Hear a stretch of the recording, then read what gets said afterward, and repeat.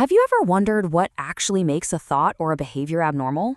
It's a huge question, and it takes us right into the heart of abnormal psychology, a field that's all about trying to understand the most complicated and fascinating parts of the human mind. So let's dive in. To even begin to understand what's abnormal, we have to wrestle with an even bigger question. What does it actually mean to be normal in the first place? Seriously, think about it. It's the central puzzle that this entire field is built around. And here's the thing, there's no easy answer. Is being abnormal just about being a statistical minority, doing something most people don't? Or is it about breaking the unspoken rules of society? Maybe it's whatever the experts say it is. Or maybe it's simpler. It's when a person themselves feels like something is just wrong. You see the problem, right? The definition is kind of like a moving target, made up of all these different and sometimes clashing ideas. Okay, so to try and make sense of this puzzle, the field generally looks at abnormality through two main lenses. Let's break down these two big perspectives, the medical one and the psychological one. So here's the central debate. You've got the medical model on one side. It basically treats mental disorders like a physical illness, something you inherit or something caused by your brain chemistry. So the treatment is physical, like medication. But then you have the psychological perspective, which sees things completely differently. It says these behaviors are learned. They're just ineffective ways of coping that we pick up. And if they're learned, well, they can be unlearned and replaced. These two starting points are fundamentally different, and they lead down completely different paths. Let's dig into that medical model for a second. Its key idea is what's called the primary cause. This is the belief that there's a specific biological thing you can point to, a wonky gene, a chemical imbalance, maybe a problem with the brain structure. That's the root of the whole issue. Now, contrast that with the core idea from the other side, maladaptive behavior. From this viewpoint, the problem isn't a faulty wire in your brain. It's more like a faulty strategy for dealing with life. The idea is that we all learn behaviors to adapt and cope, and sometimes those strategies just don't work very well, and that's what we end up calling abnormality. But what if both of these models are kind of missing the bigger picture? What if the very concept of mental illness is, well, a myth? This brings us to a really provocative and, frankly, challenging idea. Enter the psychiatrist Thomas Szasz. He dropped a bombshell by arguing that mental illness isn't some medical fact of the universe. He said it's a social construct, a powerful and even dangerous myth that societies use to label and control people who just don't fit in.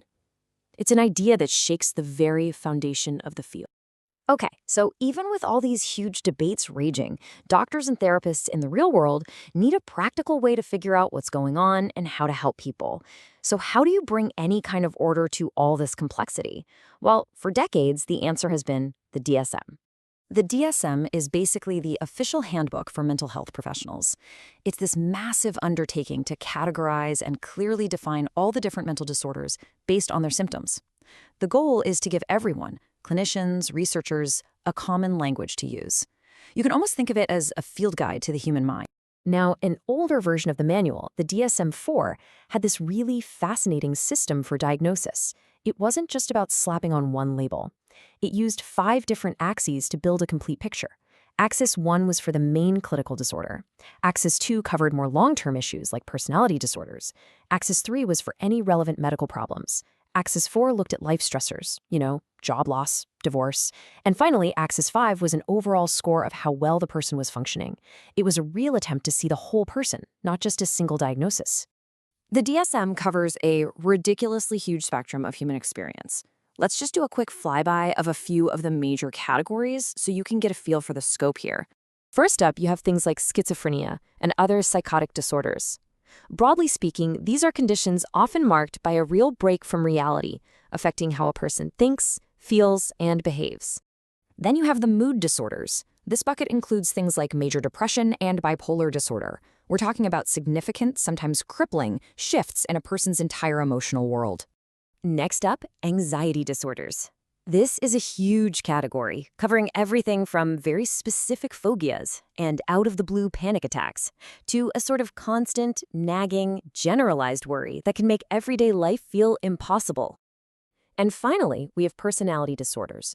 These are different because they aren't about a single episode. They're about really ingrained, long-term patterns of behavior and thinking that are inflexible and cause a lot of problems in a person's life.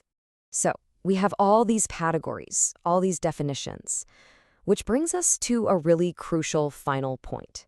What actually happens when we give someone one of these diagnostic labels? Because it comes with some serious power, both for good and for bad. This is really the double-edged sword of diagnosis. On the one hand, getting a label can be a huge relief. It can lead to empathy, understanding, and kickstart vital research. It gives a name to suffering. But there's another side. The reliability for some of these labels isn't always great, and once you have one, that stigma can follow you around for the rest of your life. And that leaves us with this final, really important question to think about. We use these labels to try and find clarity, to get a handle on things, to find a path to feeling better. But how much do those labels end up shaping who we become?